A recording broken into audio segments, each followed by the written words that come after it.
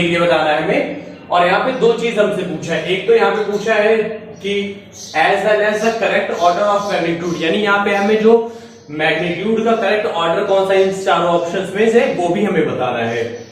तो यहाँ पे कुछ कांस्टेंट ऑफ नेचर यहाँ पे दे रखा है, बेसिक कांस्टेंट, जैसे कि यहाँ पे ये इलेक्ट्रॉन का चार्ज दे रखा है हमें, यहाँ पे एप्सिलॉन नॉट दे रखा है, जो कि हम लोग इससे पहले क्वेश्चन में पढ़ चुके हैं। ये क्या है, परमिटिविटी ऑफ अ वैक्यूम है, और ये मास दे रखा है, और यहाँ पे सी स्पीड ऑफ लाइट दे रखी है। तो चलिए स्टूडेंट स्टार्ट करते हैं अपना क्वेश्चन।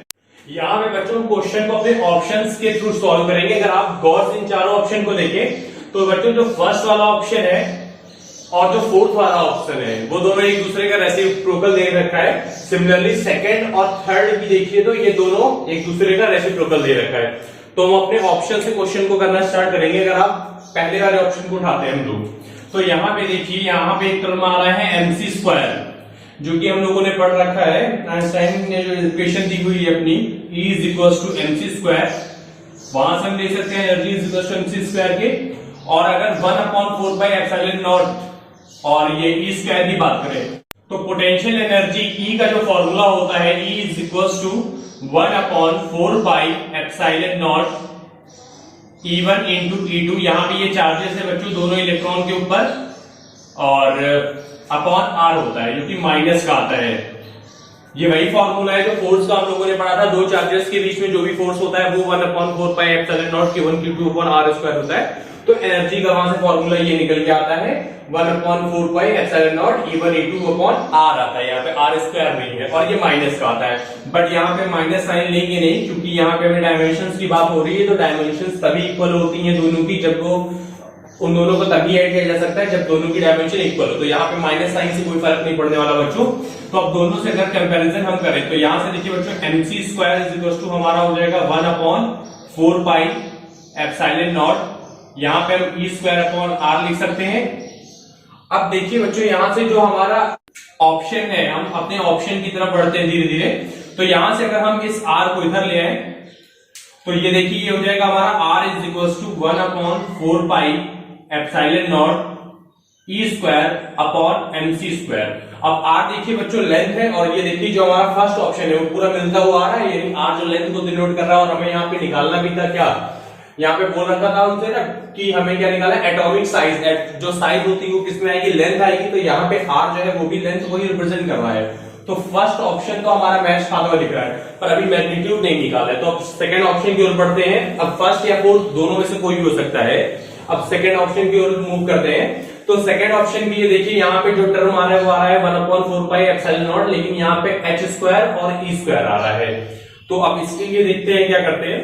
तो हमने जो फोर्स वाला फॉर्मूला पढ़ रखा था बच्चों, फोर्स का फॉर्मूला क्या था, 1/4 pi epsilon naught E square upon R square. अब यहाँ बच्चों E स्क्वायर मैंने लिया है, मैं जानता हूँ यहाँ पे Q1 Q2 होता है तो वो भी चार्ज होता है। तो यहाँ पे E जो है ये चार्ज को रिप्रेजेंट कर रहा है, तो इससे कंफ्यूज मत होइएगा। तो देखिए यहाँ पे F is equal to 1/4 pi epsilon naught R square आ गया।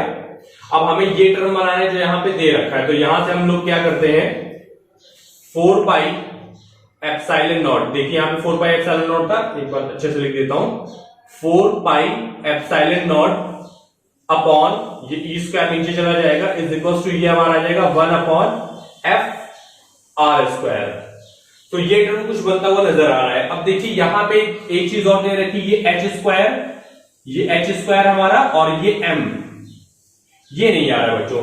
तो अब हम यहाँ पे क्या करेंगे, बोथ साइड H स्क्वायर और M से क्या करेंगे, H स्क्वायर अपॉन M से मल्टीप्लाई कर देंगे। तो ये हो जाएगा 4 pi epsilon naught E square into H square, M से इधर भी मल्टीप्लाई कर दिया, और यहाँ पे 1/F R स्क्वायर, और यहाँ पर भी H स्क्वायर अपॉन M से मल्टीप्लाई कर दिया।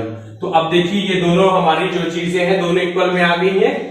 तो अब ये जो सेकंड ऑप्शन है ये तो वही है। अब देखते हैं ये क्या लेंथ के इक्वल है या नहीं। अब इसकी डायमेंशंस को हम क्या करेंगे बच्चों, सॉल्व करेंगे डायमेंशन निकाल के। तो अब यहां से देखिए, और इसको थोड़ा सॉल्व कर लेते हैं यहां से। अगर हम देखें h जो होता है हमारा बच्चों क्या होता है, प्लांक कांस्टेंट होता है, हमने पढ़ रखा था। तो h इज इक्वल टू क्या होता है हमारा, h इज इक्वल टू होता है हमारा E अपॉन न्यू होता है। तो अब हम इसकी भी वैल्यू को यहां रख देते हैं। तो जब इसकी वैल्यू को यहां रखेंगे तो ये हो जाएगा हमारा 1 अपॉन, इसको रख करता हूं, तो ये हो जाएगा हमारा 1 upon F R square. h की जगह पे हम E अपॉन न्यू रखेंगे तो ये हो जाएगा E square upon new square into m। अब बच्चों अब हम डायमेंशंस को रखते हैं। तो डायमेंशंस मैं यहां पे निकाल रहा हूं दूसरी साइड में। तो यहां पे आप डायमेंशंस को देखिए, ऊपर हमारा ये एनर्जी है, एनर्जी की डायमेंशन मैंने आपको बताई थी क्या होती है, m l square t minus 2 का होल स्क्वायर हो जाएगा ये अपॉन में, यहां फोर्स दे रखा है तो इसकी डायमेंशन हो जाएगी m l t माइनस 2। फिर यहाँ पे आर स्क्वायर है यानी लेंथ का स्क्वायर है, तो यहाँ लेंथ के लिए हम एल स्क्वायर यूज करेंगे। और फिर यहाँ पे ये न्यू जो है हमारी फ्रीक्वेंसी होती है, फ्रीक्वेंसी का स्क्वायर करेंगे तो यानी फ्रीक्वेंसी होती है टी माइनस 1 और जब इसका स्क्वायर करेंगे तो माइनस का 2। और यहाँ पे मास दे रखा है m, तो m के लिए हम क्या करेंगे, कैपिटल M का यूज कर लेंगे। अब इसको सॉल्व करते हैं स्टूडेंट्स। तो यहाँ पे जब इसको सॉल्व करेंगे तो ये हो जाएगा m स्क्वायर, यहाँ पे l की पावर 4, यहाँ पे t की पावर माइनस 4 अपॉन, नीचे देखिए ये भी हमारा m स्क्वायर बन जाएगा और l को देखेंगे तो ये l क्यूब आ जाएगा और यहाँ से t की पावर माइनस 2 है और यहाँ पे भी माइनस 2 है तो ये t की पावर माइनस 4 हो जाएगी। तो यहाँ से क्लियरली दिख रहा है ये m स्क्वायर से ये m स्क्वायर कैंसिल, t की पावर 4 से ये कैंसिल। अब देखिए यहाँ पे l की पावर 4 है और यहाँ पे l की पावर 3 है, तो ये पावर 3 इसको काट देगा, सिर्फ एक l बचेगा हमारा। तो यानी ये जो डायमेंशन आएंगे ये देखिए l आ रही है, ये भी लेंथ को रिप्रेजेंट कर रही है। यानी कि अगर हम बात करें तो ये भी हमारी लेंथ को रिप्रेजेंट कर रहा है और ये वाला टर्म भी लेंथ को रिप्रेजेंट कर रहा है। तो यहां से एक चीज तो क्लियर हो गई कि ये जो हमारा फर्स्ट ऑप्शन है और सेकंड ऑप्शन है ये दो एकदम सही दे रखा है। लेकिन अब मैग्नीट्यूड की लिए बात करते हैं कि मैग्नीट्यूड इन दोनों में से कौन सा ऑप्शन मैग्नीट्यूड के लिए सही होगा। तो मैग्नीट्यूड की बात करें यानी एटॉमिक साइज की बात करें तो एटम की जो बच्चों साइज होती है ना वो 10 की पावर, वो जो होती है बच्चों वो 10 की पावर -9 से लेके 10 की पावर -10 तक के बीच की होती है। या तो इसको हम 10 की पावर 9 में तो ये न्यूटन मीटर नैनोमीटर लिख सकते हैं, या तो इसको हम एंगस्ट्रॉम में लिख सकते हैं, तो इसके बीच में होती है। तो अब चलिए इसकी साइज की बात करें तो साइज कैसे निकालेंगे उसको देखते हैं हम। तो देखिए यहाँ पे मैं यहाँ पे इधर रफ कर रहा हूं,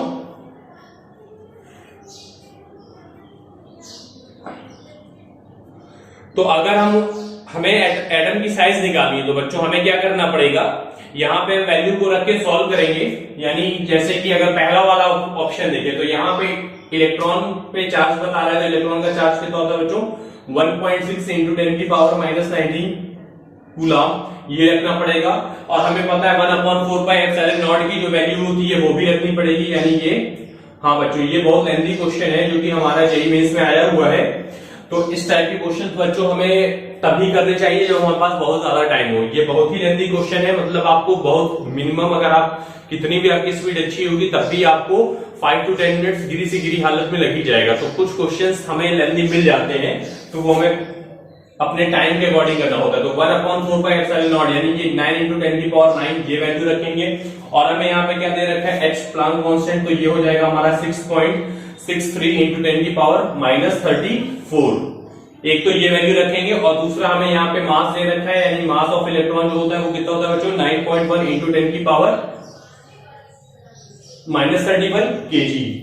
और लास्ट में दे रखा है स्पीड ऑफ लाइट जो कि क्या होता है c इज इक्वल टू क्या होता है बच्चों 3 इंटू 10 की पावर 8 मीटर पर सेकेंड। तो इतनी सारी वैल्यू रखने के बाद तब जाके हमारा आंसर निकलेगा। तो आपको यहाँ पे वैल्यू पुट करनी होगी दोनों ही ऑप्शन पे और चेक करना होगा किसका मैग्नीट्यूड बराबर आ रहा है। तो यहाँ पे बच्चों मैंने पहले ही सॉल्व कर लिया है, तो मैं आपको बता रहा हूं जब हमने पहले बार अपने ऑप्शन को सॉल्व किया तो जो इसकी वैल्यू आई है बच्चों वो आई है हमारी लगभग ये आई हमारी 2.8 इंटू 10 की पावर -15। और जब सेकंड वाले को सॉल्व किया तो इसकी वैल्यू आ रही है बच्चों 2.1 इंटू 10 की पावर -9। तो यहां से देखिए बच्चों क्लियरली मैंने अभी आपको बताया कि जो एटम की साइज होती है वो क्या होती है 10 की पावर या तो -9 है या तो 10 के बीच में होनी चाहिए। तो यहां से अगर इन दोनों ऑप्शंस को देखें तो हमारा सेकंड वाला जो ऑप्शन है वो करेक्ट दिख रहा है, तो हमारा फर्स्ट वाला नहीं होगा। तो क्यों नहीं होगा ये भी जान लीजिए, क्योंकि यहाँ पे अगर जो एटॉमिक साइज की बात कर रहा था, तो साइज हमने कहा लेंथ में वो थी, तो 2 ऑप्शन हमें करेक्ट मिल रहे थे, लेकिन मैग्नीट्यूड ने यहाँ पे डिफरेंस कर दिया दोनों में, तो मैग्नीट्यूड में ये वाला ऑप्शन सही होगा, क्योंकि यहाँ पे 10 की पावर क्या आ रहा है, -9 आ रहा है।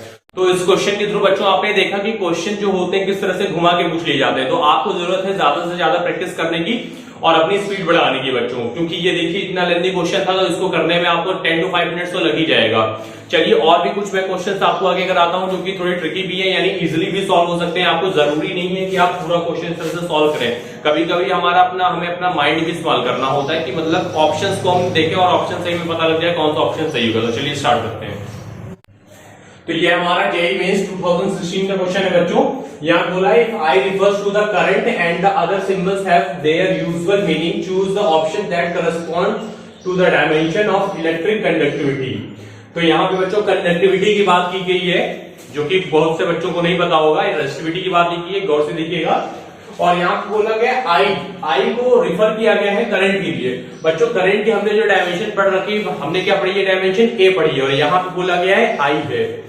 तो चलिए अपने क्वेश्चन को स्टार्ट करते हैं। तो बच्चों आप लोगों ने 10th क्लास में रेजिस्टेंस के लिए एक फॉर्मूला पढ़ रखा है, जिसमें रेजिस्टेंस और रेजिस्टिविटी 2 टर्म आए हुए हैं। R = रो L/A।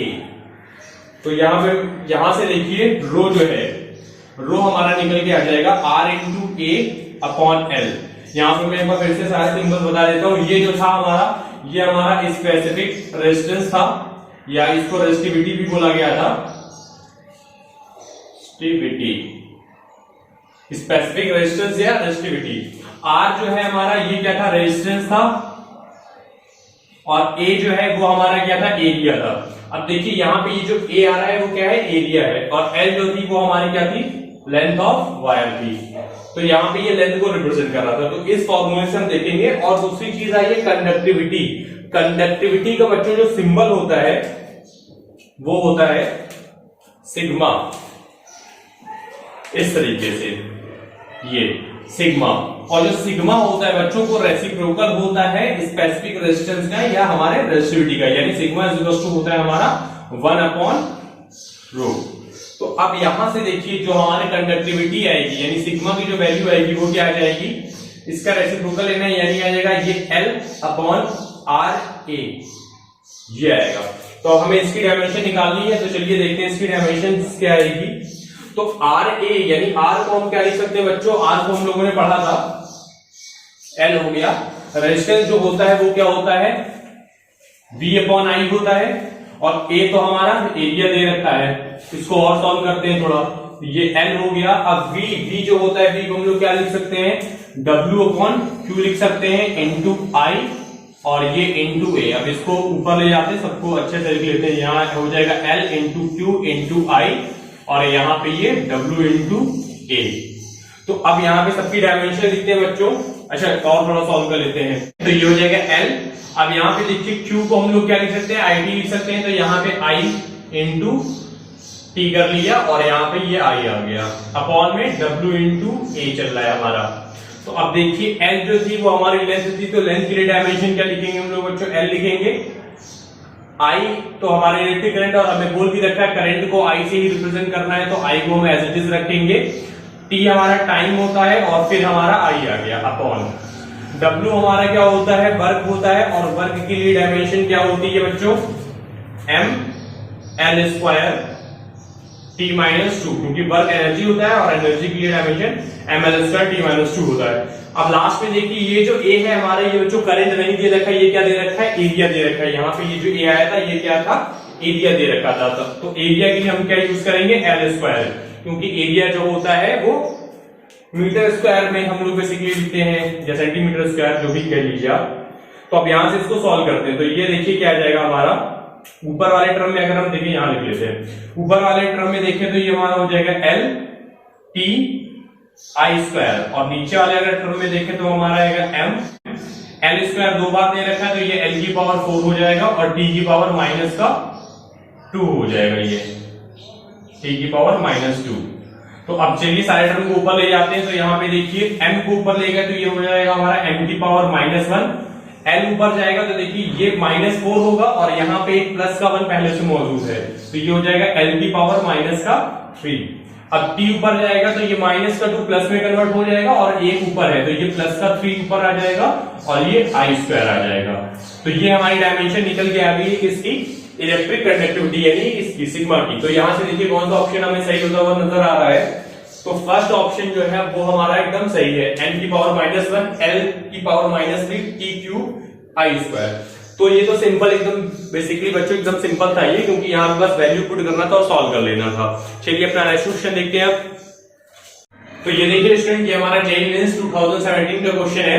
यहाँ पे दे रखा है time velocity and angular momentum h are taken as a fundamental units then dimension of mass. देखिए बच्चों इस तरह का क्वेश्चन इससे पहले भी आ चुका है। अगर आप नीट के क्वेश्चंस को उठा के देखेंगे 2013 और 14 के प्रॉप, तो सेम इसी पैटर्न पे क्वेश्चन है। और बच्चों एक चीज और ध्यान रखिएगा, क्वेश्चन को करने से पहले जैसे कि मैं यहाँ पे बता रहा हूँ क्वेश्चन आपको, तो आप लोग खुद से ट्राई कीजिएगा, वीडियो को पॉज करके आप पहले खुद से लगाने की कोशिश कीजिएगा, ताकि आपका जो एक्सपीरियंस हो थोड़ा अच्छा हो या आपकी जो प्रैक्टिस हो और अच्छी हो पाए। तो प्लीज आप पॉज करके वीडियो पहले खुद से ट्राई जरूर कीजिएगा। चलिए मैं क्वेश्चन यहाँ पे सॉल्व कर रहा हूँ। तो यहाँ पे दे रखा है टी टाइम और वेलोसिटी और एंगुलर मोमेंटम जो है वो फंडामेंटल क्वांटिटी है, तो मास की हमें डायमेंशन निकालेंगे, यानी ये सब जो है बच्चों मास पे क्या करेंगे, डिपेंड करेंगी। तो यहाँ पे मान लीजिए मास जो है m, वो डिपेंड करेगा किस पे, पहला तो हमें टाइम दे रखा है तो t पे डिपेंड करेगा, दूसरा वेलोसिटी दे रखा है यानी m प्रोपोर्शनल टू क्या हो जाएगा, वेलोसिटी में c दे रखा है, और तीसरा एंगुलर मोमेंटम यानी h पे डिपेंड करेगा। तीनों पे डिपेंड करेगा। फिर से वही काम मैंने कहा था कि डायरेक्टली है या इनवर्सली ये नहीं पता है, तो यहाँ पे पावर्स में हमने क्या लेट कर लिया, x y और z, तीन पावर्स लेट कर लिए हमने, इस तरह से हो जाएगा। फिर इसको एट द लास्ट में हम इस तरह से लिख सकते हैं प्रोपोर्शनल टू t की पावर x, c की पावर y और h की पावर z। अभी ये प्रोपोर्शनैलिटी का साइन हटेगा तो एक कांस्टेंट टर्म आ जाएगा k, जो कि k की कोई डायमेंशन नहीं होगी। क्यों? क्योंकि ये हमने खुद से लेट किया है, तो ये आ जाएगा m is equal to k, t की पावर x, c की पावर y और h की पावर z। तो अब हमें क्या करना है, दोनों साइड की डायमेंशंस को, यानी जो भी हमें दोनों साइड फिजिकल क्वांटिटीज दे रखी है उनकी डायमेंशन को कंपैरिजन करना है। तो पहला हमें टाइम दे रखा है, तो चलिए यहाँ पे एक एक करके पहले देख लेते हैं सबका। तो टाइम की डायमेंशन तो बच्चों कैपिटल टी ही होगी। दूसरा हमें एंगुलर मोमेंटम h दे रखा है। एंगुलर मोमेंटम इससे पहले भी आ चुका है, वहां पे मैंने आपको बताया था, इसका जो फॉर्मूला होता है वो होता है mvr sin थीटा। मैंने कहा था नहीं लेना है sin थीटा, आपको नहीं लेना है। तो m तो होता है हमारा मास, v जो होता है वो होता है l अपॉन t, और r जो होता है वो लेंथ होता है। तो इसको सॉल्व किया तो ये आ जाएगा m l स्क्वायर t की पावर -1। ये हो गया हमारा एंगुलर मोमेंटम का फॉर्मूला। तीसरा अच्छा अब कुछ नहीं है, तो चलिए अब यहाँ पे वैल्यू को, अच्छा c, तीसरा था वेलोसिटी। वेलोसिटी जो होता है वो क्या हो जाएगा, डिस्प्लेसमेंट अपॉन टाइम यानी l अपॉन t, ये आ जाएगा l t की पावर -1। अब सारी वैल्यूज को हम यहाँ पुट करते हैं। तो यहाँ पे देखिए मास के लिए जब रखा तो ये मास के लिए कैपिटल M आ जाएगा इज इक्वल टू, यहाँ पे डायमेंशंस में सारे दे रहा है यानी t क्या है टाइम, तो t की पावर हो जाएगा x। फिर दे रखा है वेलोसिटी, वेलोसिटी के लिए हो जाएगा l t की पावर -1 की होल पावर y। और थर्ड वन हमें दे रखा है एंगुलर मोमेंटम, यानी यहाँ पे हो जाएगा m l स्क्वायर t की पावर -1 की होल पावर z। अब इसको सॉल्व करते हैं बच्चों। तो यहां से देखिए t की पावर x आ गया, l की पावर y, t की पावर -5, और यहां से आ जाएगा m की पावर z, l की पावर 2z और t की पावर -z। ये तीनों वैल्यू निकल के आ गई है। अब यहाँ पे सबको सॉल्व करते हैं। और तो यहां से देखिए t की पावर x -5 z, और यहां से m की पावर देखें तो m की पावर z आ जाएगा, और l की पावर देखेंगे तो l की पावर y प्लस 2z आ जाएगा। यहाँ पे देखिए इसको भी हम t के फॉर्म में लिख लेते हैं, तो m की पावर 1, l की पावर 0 और t की पावर भी 0। अब बोथ साइड में सारी यूनिट्स, सारी फिजिकल क्वांटिटीज को हम कंपेयर करेंगे। तो यहाँ देखिए m की पावर 1 है और यहाँ पे m की पावर z है, तो यहाँ से z इक्वल टू हमारा आ जाएगा 1। फिर दूसरा देखिए यहाँ l की पावर 0 और यहाँ l की पावर है y प्लस 2z, और z की वैल्यू 1 है तो यहाँ 1 पुट करते हैं तो ये हो जाएगा 2। तो यहाँ से y की वैल्यू हमारी आ जाएगी -2। और थर्ड वन अब देखते हैं। थर्ड वन हमारा यहाँ पे t की पावर 0 दे रखा है, सॉरी t की पावर 0 यानी 0 हम लिखेंगे यहाँ पे, और यहाँ पे क्या लिखेंगे x -y z। तो यहाँ से देखिए z की वैल्यू 1 है और y की वैल्यू -2 है, तो यहाँ वैल्यू पुट करते हैं, -2 यहाँ पुट किया और z की वैल्यू 1 दे रखी थी तो -1 यहाँ पुट किया। तो ये माइनस माइनस हमारा प्लस का 2 आ जाएगा -1। तो इसको जब सॉल्व किया तो ये आ जाएगा x प्लस 1, और यहां से और सॉल्व करेंगे तो ये आ जाएगी x की वैल्यू -1। तो ये तीनों वैल्यू हमने निकाल ली। एक आई है हमारी x -1, दूसरा आई है y -2 और तीसरा आई है z 1। तो यहां से चलिए ऑप्शन को यहाँ पे वैल्यू पुट करते हैं। तो यहाँ से देखिए m यानी जो मास का जो डायमेंशन है एक वैल्यू तो रखनी नहीं बच्चों। तो यहाँ पे देखिए t की पावर x यानी t की पावर -1, c की पावर y यानी c की पावर -2 और h की पावर जो होगी वो क्या हो जाएगी 1 रखेंगे। तो यहां से हम अपने ऑप्शन को मैच करते हैं। तो देखिए कौन सा ऑप्शन मैच कर रहा है, फर्स्ट नहीं, सेकंड भी नहीं, थर्ड भी नहीं, तो फोर्थ वन वाला जो ऑप्शन है वो हमारा मैच खाता हुआ दिख रहा है हमें। तो इस तरह से हमने अपने क्वेश्चंस को सॉल्व कर लिया है। तो प्लीज बच्चों आप लोग जो भी क्वेश्चन लगा रहे हैं उन्हें प्लीज आप खुद से सॉल्व करने की जरूर कोशिश कीजिए। और हाँ बच्चों एक बात और, जब भी आप इसके क्वेश्चन कर रहे हैं तो प्लीज कॉपी कलम लेके बैठिएगा, ये नहीं कि चलो ओरली देख लेते हैं समझ में आ जाएगा, तो ऐसे आपको कुछ नहीं समझ में आने वाला है। आप अपने नोट्स को जरूर बनाइए। एक बात और मैं यहाँ पे कहना चाहूंगा, जो बच्चे ये लेक्चर अभी देख रहे हैं वो इससे पहले के लेक्चर्स को प्लीज देख लें, तब यहाँ पे आए, ताकि उन्हें लेक्चर बहुत अच्छे से समझ में आए, नहीं तो उन्हें कुछ नहीं समझ में आने वाला है। चलते हैं अपने नेक्स्ट क्वेश्चन की ओर। देखिए स्टूडेंट ये हमारा 2017 में क्वेश्चन है। यहाँ पे बोला गया है a physical quantity of a dimension of length that can be formed out of c G and e square upon 4 pi epsilon naught. जहां पे बोल रखा है c is the velocity of light, g is universal constant of gravitation and e is a charge। तो बच्चों यहां पे हमें बोला है ना physical quantity of dimension of length, यानी लेंथ जो है, लेंथ की डायमेंशन को जो है हमें एक्सप्रेस किया गया है इन तीन चीजों के उसके थ्रू, यानी कि c g और e square upon 4 pi epsilon not के थ्रू लेंथ की डायमेंशन को एक्सप्रेस किया गया है। तो बताना है हमें इनमें से कौन सी फिजिकल क्वांटिटी यानी कौन सा फॉर्मूला जो है वो राइट है लेंथ के लिए। तो चलिए अब यहाँ पे हम इसको सॉल्व करते हैं बच्चों, अपने बेसिक तरीके से हम इसको सॉल्व करेंगे।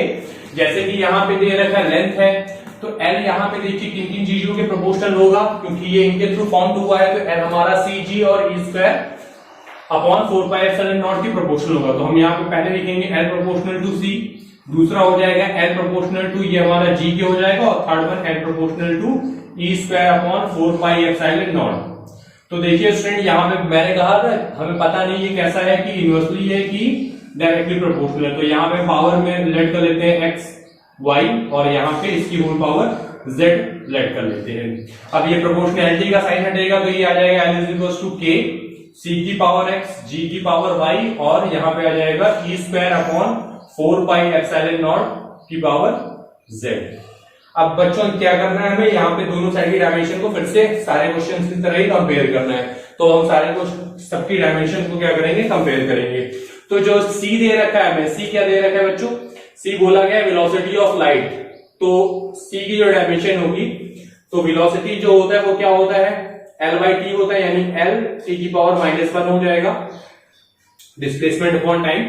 सेकंड वन हमें दे रखा है यूनिवर्सल ग्रेविटेशनल कांस्टेंट की वैल्यू दे रखी है, यानी कैपिटल G। तो इसके लिए बच्चों हम लोगों ने 9th क्लास में वही फॉर्मूला, ये क्वेश्चन को मैंने पहले भी बता चुका हूं, G की वैल्यू निकाली है, एक बार फिर से देख लीजिए। F इज इक्वल टू जो होता है वो होता है G m1 m2 upon r square होता है।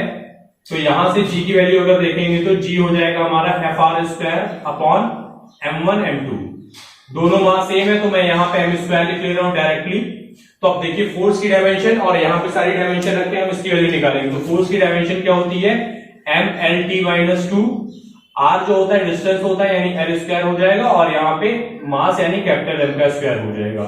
तो अब इसको अगर बच्चों सॉल्व करेंगे तो ये m स्क्वायर ऊपर जाएगा तो m की पावर -2 होगा, यानी यहाँ पे जब सॉल्व करेंगे तो m की पावर -1 आ जाएगा। यहाँ आ जाएगा l क्यूब, क्योंकि यहाँ पे l स्क्वायर और यहाँ पे l की पावर 1 दे रखा है, और ये आ जाएगा t-2। तो ये हमने G की डायमेंशन को निकाल लिया है, G की डायमेंशन।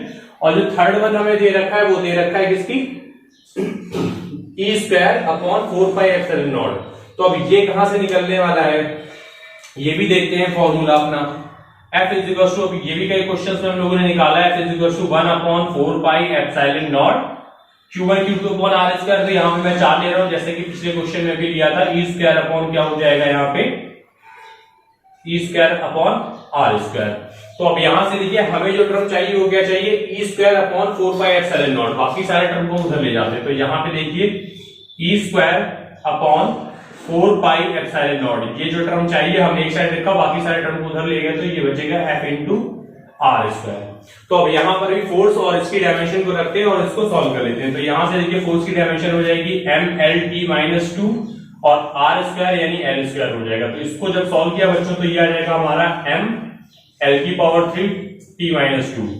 तो यहां से हमने देखिए डायमेंशन निकाल ली है, g की भी डायमेंशन निकाल ली, और यहां पे ये हमने e square upon 4 pi epsilon naught की भी डायमेंशन को निकाल लिया है। अब सारी डायमेंशंस को हम यहाँ पे पुट करते हैं। तो यहाँ पे देखिए इधर यहां से L की डायमेंशन जो होगी वो क्या हो जाएगी, लेंथ है, लेंथ की डायमेंशन तो L से डिनोट होगी, L इज इक्वल टू, अब यहाँ पे इन सबकी डायमेंशन की वैल्यू लिखते हैं। C क्या था हमारा, C था हमारा LT माइनस 1 आया था निकल के, तो यहाँ पे LT की पावर माइनस 1 की होल पावर x हो जाएगा।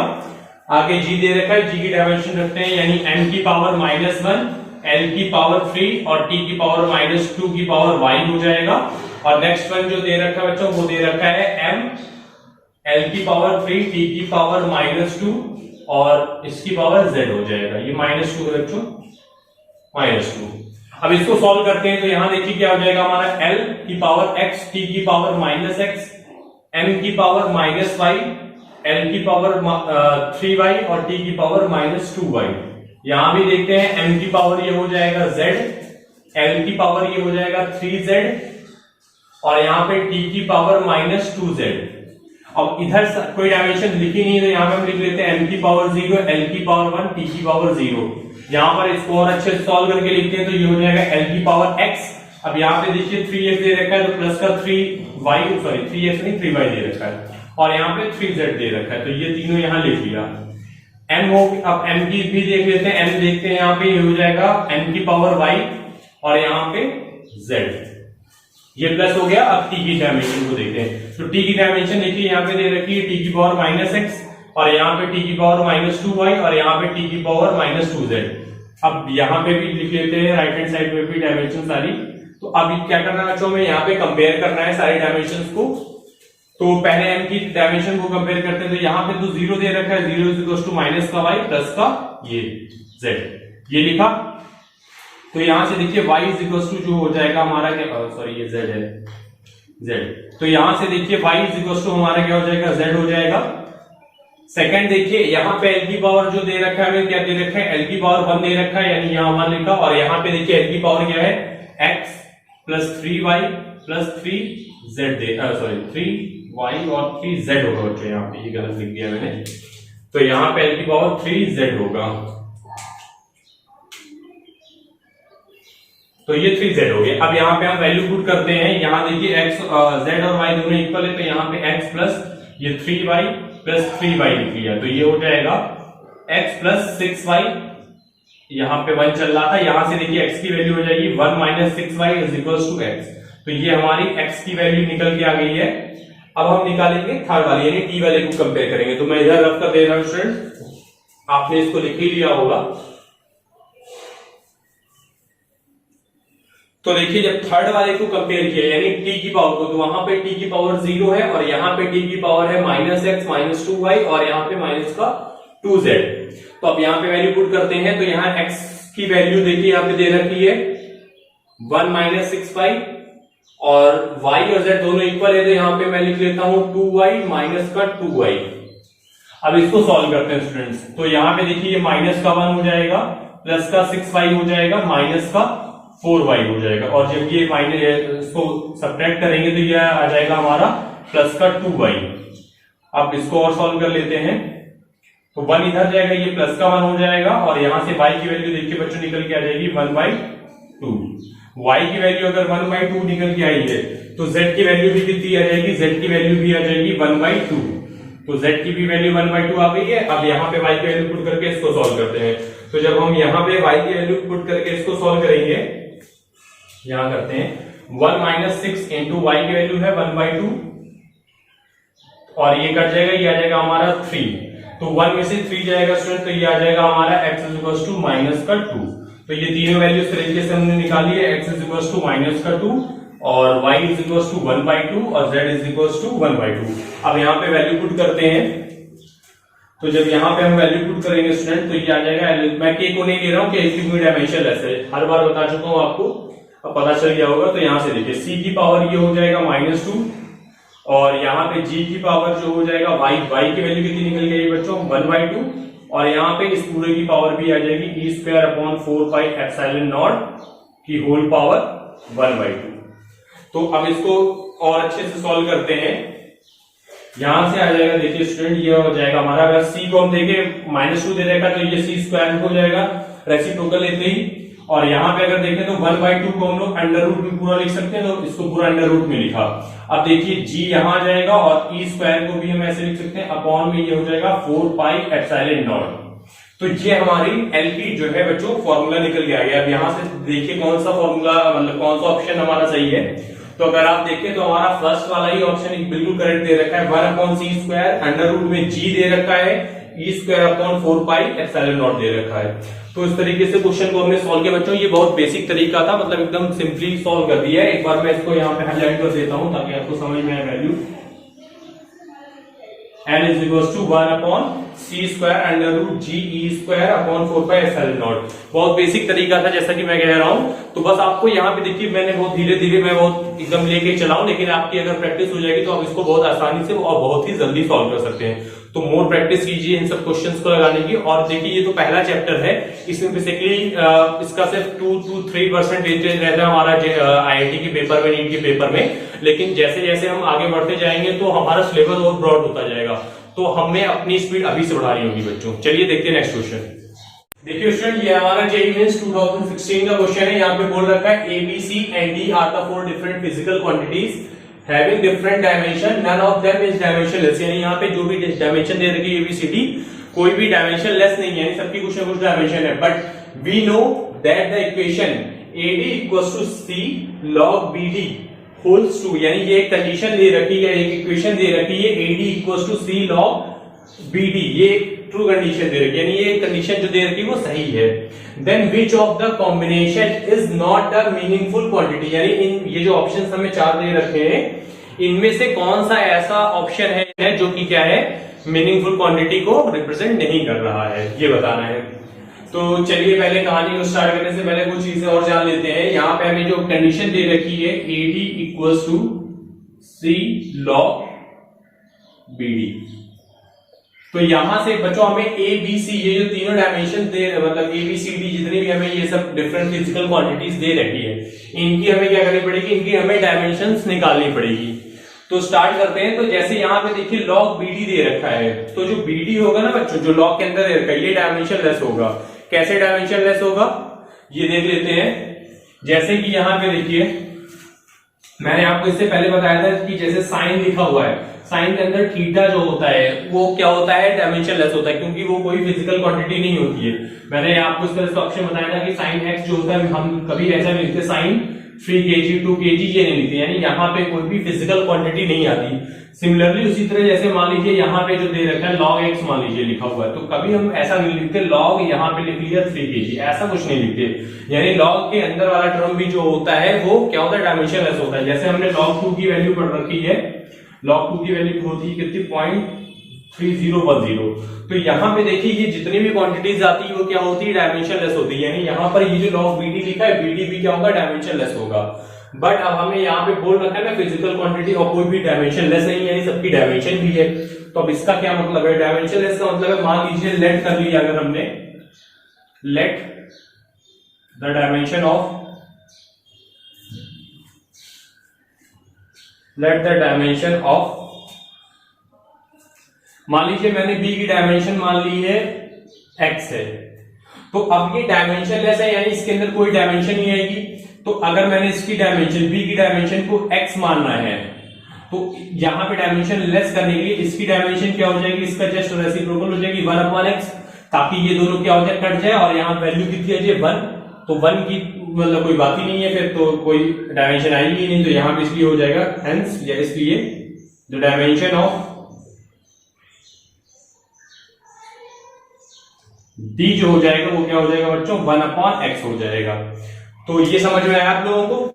अब चलते हैं अपने राइट हैंड साइड में। तो यहाँ पे देखिए AD दे रखा है, D की जो डायमेंशन हमने निकाल रखी है 1/x है, तो अब A की डायमेंशन निकालते हैं, ये भी लेट कर लेते हैं, let the dimension of A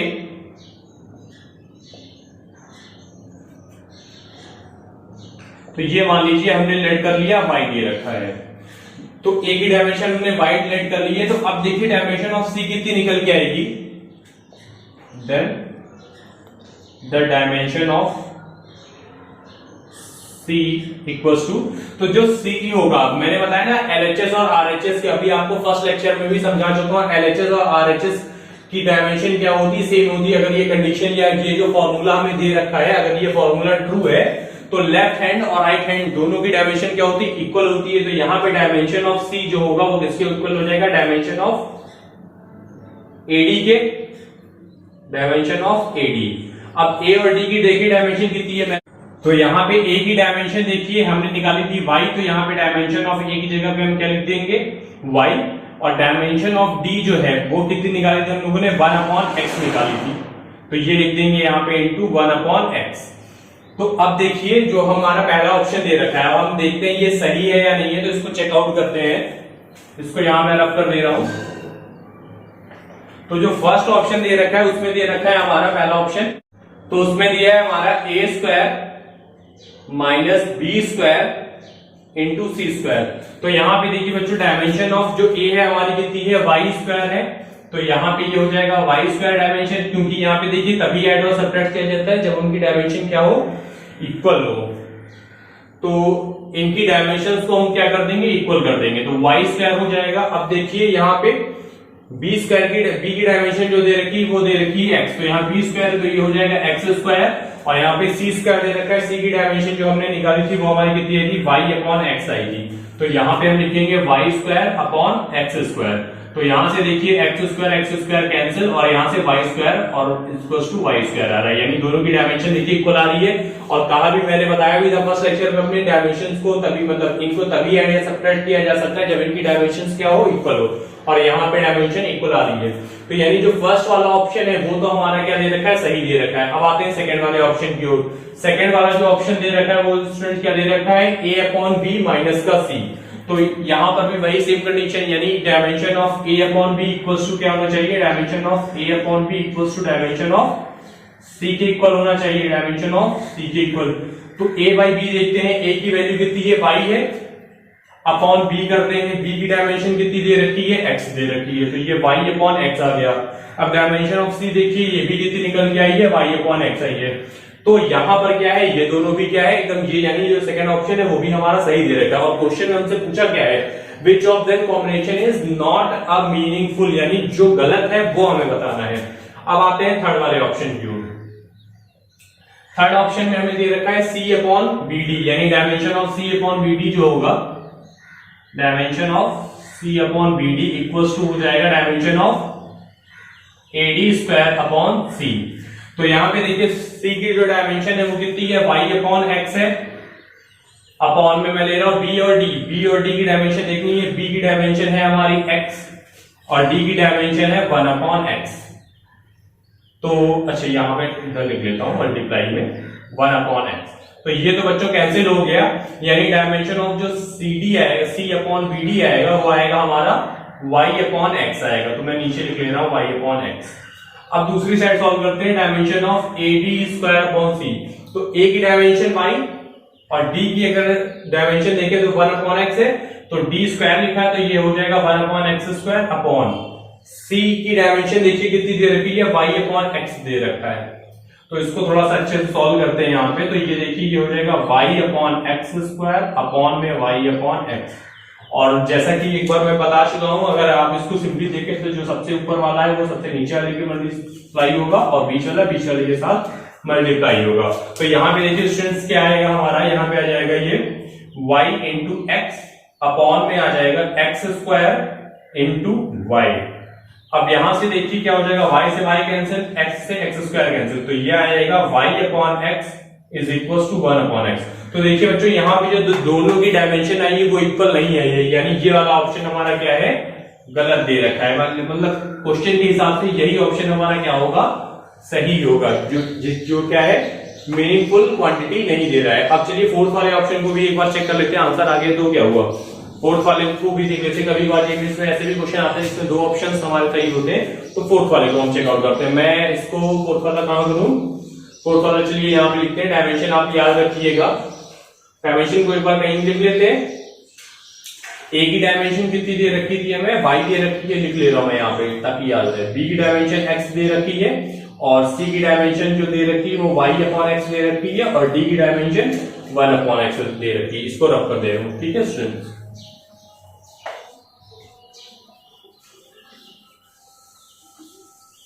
तो देखिए फोर्थ वाला जो ऑप्शन हमें दे रखा है वो दे रखा है a-c/d, a-c/d। तो अब देखिए डिवाइड के लिए तो खैर कोई कहानी नहीं कही गई थी कि कैसे वो कर सकते हैं, तो चलिए तब भी यहाँ पे ए की डायमेंशन रखते हैं, ऊपर वाले टर्म को पहले देखते हैं, तब भी डायमेंशन को ऐड या सब्ट्रैक्ट किया जा सकता है जिनकी डायमेंशन सेम हो। तो यहाँ पे देखिए ए की डायमेंशन कितनी है, y है माइनस सी की, सी की डायमेंशन कितनी है, y/x दे रखी है और डी की डायमेंशन कितनी दे रखी है, 1/x। तो ऊपर वाले टर्म से क्लियरली दिख रहा है कि ये दोनों, ये जो चीज दे रखी है ये दोनों इक्वल नहीं है, क्योंकि ये इक्वल होती तभी इनको ऐड या सब्ट्रैक्ट किया जा सकता था। तो जो हमारा फोर्थ ऑप्शन है बच्चों वो भी गलत है। तो इस क्वेश्चन के लिए जो है थर्ड और फोर्थ दोनों ही ऑप्शन हमारे क्या होंगे, सही होंगे। तो यहाँ पे इस तरीके से हमने अपने क्वेश्चन को सॉल्व कर लिया है। एक बार फिर से मैं आपको बता देता हूँ, यहाँ पे 4 डिफरेंट क्वांटिटीज दे रखी थी जो कि यूनिट क्या थी, डायमेंशनलेस नहीं थी, और एक इक्वेशन हमें दे रखा था बच्चों, और हमें बताना था कि कौन सा मतलब जो भी ऑप्शन दे रखे हैं वो मीनिंगफुल क्वांटिटी हमें नहीं दे रहा है वो बताना है। तो यहाँ पे मैंने ऑप्शंस की हेल्प से सबकी डायमेंशन को कंपेयर किया है और कंपेयर करके क्वेश्चन को सॉल्व किया है। इस क्वेश्चन को आप एक बार फिर से देखिएगा, बहुत ही अच्छा क्वेश्चन है ये हमारा। अब चलते हैं अपने नेक्स्ट क्वेश्चन की ओर। तो देखिए स्टूडेंट, ये हमारा जेईई मेंस 2018 का क्वेश्चन है और इसमें बोल रखा है the characteristic distance eight which quantum gravitational effects are significant. The Planck length can be determined from a suitable combination of the fundamental physical constant G, H and C. यहाँ पे बच्चों जो G दे रखा है ये हमारा ग्रेविटेशनल कांस्टेंट दे रखा है, H हमारा प्लांक कांस्टेंट है और जो C है वो हमारा स्पीड ऑफ लाइट है। Which of the following gives the Planck length, यानी इनमें से बताना है कौन सा फॉर्मूला जो है वो हमारे प्लांक लेंथ को डिनोट करेगा या उसकी वैल्यू को देगा। तो चलिए स्टार्ट करते हैं अपना क्वेश्चन। तो यहाँ पे हमें बोल रखा है ये जो प्लांक लेंथ मान लीजिए हमने L एज्यूम कर लिया है, तो वो इन तीन चीजों के प्रोपोर्शनल है, G और H, G, H और C के। तो यहाँ पे पहले हम L प्रोपोर्शनल टू G करते हैं, फिर L प्रोपोर्शनल टू H कर लेते हैं प्लांक कांस्टेंट, फिर L प्रोपोर्शनल टू C कर लेते हैं। तो अब यहाँ पे हमें नहीं पता इनवर्सली प्रोपोर्शनल है या डायरेक्ट प्रोपोर्शनल है, तो यहाँ पे मैं मान लेता हूँ पावर्स में A, B और C मान लेता हूँ। तो यहाँ से L प्रोपोर्शनल टू क्या आ जाएगा, G की पावर A, H की पावर B और C की पावर C। अब यहां से ये कांस्टेंट टर्म हटा, K की वैल्यू आई जो कि डायमेंशनलेस है, यहाँ G की पावर A, H की पावर B और यहाँ पे C की पावर C। अब क्या करना है बच्चों, दोनों को कंपेयर करना है। तो यहाँ से देखिए G की वैल्यू आप लोग इससे पहले हर बार डायमेंशन G की निकाल चुके हैं, तो यहाँ मैं डायरेक्ट लिख रहा हूं। अगर लेंथ की बात करें तो लेंथ की डायमेंशन तो कैपिटल L ही रहेगी, और G की डायमेंशन की बात करें तो G की डायमेंशन क्या निकाली थी हम लोगों ने इससे पहले, n की पावर -1 L क्यूब और T की पावर क्या है होता है -2 होता है, तो ये हो जाएगा इसकी पावर A। आप डायरेक्ट मत लिखिएगा बच्चों, आप पहले क्वेश्चन को सॉल्व कर लीजिएगा, डायमेंशन हमारे फॉर्मूले से निकाल लीजिएगा। कौन सा formula, F = G m1 m2/r²। इस फॉर्मूले से पहले आप निकाल लीजिएगा तब लिखिएगा। सेकंड हमें दे रखा है प्लांक कांस्टेंट, इसकी भी वैल्यू हम लोग निकाल चुके हैं इससे पहले। इसकी जो डायमेंशन आएगी वो क्या आएगी हमारी, इसकी डायमेंशन आएगी ml² t-1 की पावर b। अब ये कैसे निकल जाएगा, ये हमारा फॉर्मूला निकलेगा E = h nu से निकलेगा, यहां से h = क्या हो जाएगा, E/u हो जाएगा, तो इससे निकलेगा। बता देता हूं, अच्छा एनर्जी जो होता है इसकी डायमेंशन होती है हमारी ml² t-2 होता है, अपॉन u की जो वैल्यू होती है t-1 होती है, तो ये ऊपर जाएगा तो ये ml² t-1 हो जाएगा। तो इस तरीके से निकल के आ जाएगा A, B। और थर्ड जो हमें दे रखा है वो क्या दे रखा है बच्चों, स्पीड ऑफ लाइट होती है। स्पीड ऑफ लाइट जो होता है यानी V या C जो भी ले लीजिए आप, ये हो जाएगा L/t यानी L-t-1 हो जाएगा। तो यहाँ पे इसकी वैल्यू लिख लेते हैं L-t-1 की होल पावर C। अब दोनों साइड हम कंपेयर करके सॉल्व करते हैं। यहाँ पे m का टर्म तो है नहीं, तो m की पावर 0, L की पावर 1 और t की पावर 0। यहाँ देखिए तो यहाँ पे आ जाएगा m की पावर -1, L की पावर 3a, t की पावर -2a। यहाँ से देखा m की पावर b, L की पावर 2b और t की पावर -b। यहाँ पे देखिए L की पावर c, t की पावर -c। अब इसको और सॉल्व करते हैं, तो यहां से देखिए m की पावर -a प्लस b हो जाएगा। यहाँ पे दो देखिए, यहाँ पे एक ये वाला और एक ये वाला, ये दोनों क्या हो जाएंगे, सम हो जाएंगे इन दोनों का। तो यहाँ पे देखिए L की power 3a plus 2b plus सी। अब यहाँ पे देखिए टी की पावर हो जाएगा माइनस का 2a माइनस का b और माइनस का c हो जाएगा। अब बोथ साइड हम करेंगे कंपेयर, तो यहां से देखिए 0 इज इक्वल टू हो जाएगा माइनस का a प्लस b हो जाएगा। m की जो पावर्स को हम लोगों ने कंपेयर किया है, और यहां से आ जाएगा a इक्वल टू b आ जाएगा। नेक्स्ट देखते हैं n की पावर को कंपेयर करते हैं, तो यहां 1 दे रखा है, यहां आ जाएगा 3a plus 2b plus c। अब a और b तो इक्वल है, तो यहाँ पे 3a प्लस 2a लिख सकते हैं प्लस c इक्वल टू 0। तो यहां से ये बच्चों आ जाएगा हमारा 5a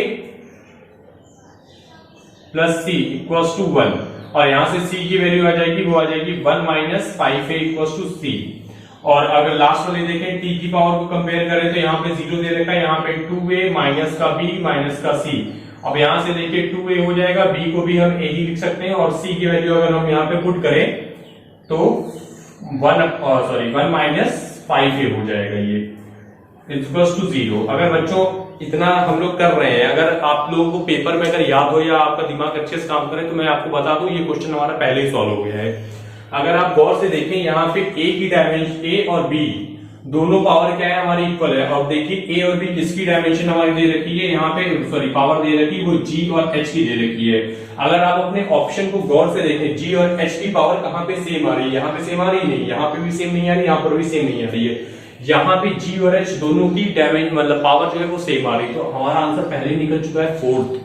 लेकिन ऐसा होता है कई बार एग्जाम में कि हमारे इतनी ज्यादा हड़बड़ी होती है कि हम क्वेश्चन को देख ही नहीं पाते, अच्छे से समझ ही नहीं पाते, या ये सब चीजें नहीं फॉलो कर पाते, इसलिए मैं आपको पूरा बता रहा हूँ। लेकिन अगर आपका दिमाग करे बहुत अच्छा, एकदम शार्प माइंडेड हो आप, और आप अच्छे से सिक्स सेंस आपके सारे काम करें, तो अगर आप देखें यहाँ ए बी की वैल्यू थी, और हम डायरेक्ट ही तुरंत अपने ऑप्शन को देख के टिक लगा सकते हैं, पूरा क्वेश्चन सॉल्व करने की जरूरत नहीं है। लेकिन चलिए फिर भी मैं पूरा क्वेश्चन सॉल्व कर देता हूँ यहाँ पे आपके लिए।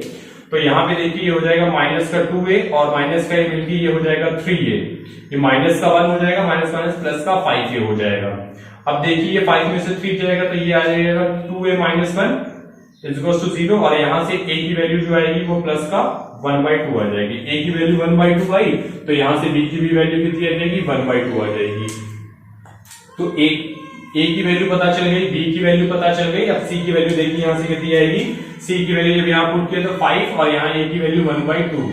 तो जब इसको हम सॉल्व करेंगे, तो यहाँ से c की वैल्यू बच्चों आ जाएगी माइनस का 3/2। इसको सॉल्व कर लीजिएगा आप लोग, तो यहाँ से c की वैल्यू मिलेगी। अब देखिए अगर हम फॉर्मूले वैल्यू पुट करते हैं, तो यहाँ से l इज इक्वल टू, अब देखिए g की और किसकी पावर है, g और h दोनों की पावर सेम है, तो यहाँ पे हो जाएगा g और h की होल पावर 1/2, और c की पावर कितनी दे रखी है हमारी 3/2, और 3/2 c की पावर माइनस का 3/2। 3/2 को अगर हम नीचे ले जाए तो ये प्लस में हो जाएगा, तो यहाँ पे g h अंडर रूट में आ जाएगा, और 3/2 यहाँ पे ये किस में आ जाएगा, प्लस में आ जाएगा। लेकिन जो हमारा ऑप्शन दे रखा है अगर देखिए, तो यहाँ पे पावर में यही पे आ रहा है, लेकिन यहाँ पे जो है ये 3/2 नहीं दे रखा, तो अंडर रूट को हम बाहर ले जाएंगे, तो ये हो जाएगा g h, और ये अंडर रूट में हमारा c भी चला जाएगा, यानी अंडर रूट चला गया, यानी कि 1/2 जो होगा वो हट जाएगा, तो यहाँ पे सिर्फ 3 बचेगा।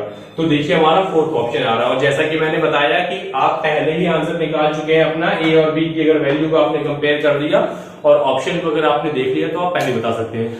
तो स्टूडेंट जरूरी नहीं है कि हमें सारे क्वेश्चन को पूरा सॉल्व करना पड़े, कभी कभार हमें जो है आसानी से बस थोड़ी बहुत चीजों का ध्यान रखना होता है, और हमारा आंसर पहले भी निकल जाता है। तो आप इनके बेस्ट क्वेश्चन को और प्रैक्टिस कीजिए, और लगाइए, सॉल्व कीजिए, और जो ना आए आप हमसे पूछ सकते हैं क्वेश्चन, कमेंट कीजिए, हमें बताइए, रिकमेंड करिए। मैं और भी आगे लेक्चर हो सकता है इस पे बनाऊं, एनसीईआरटी पैटर्न में हो सकता है मैं भी क्वेश्चन बनाऊं। तो तब तक के लिए आप इन क्वेश्चंस को ट्राई कीजिए, लगाइए, और खूब मन लगा के पढ़ाई कीजिए। Thank you class.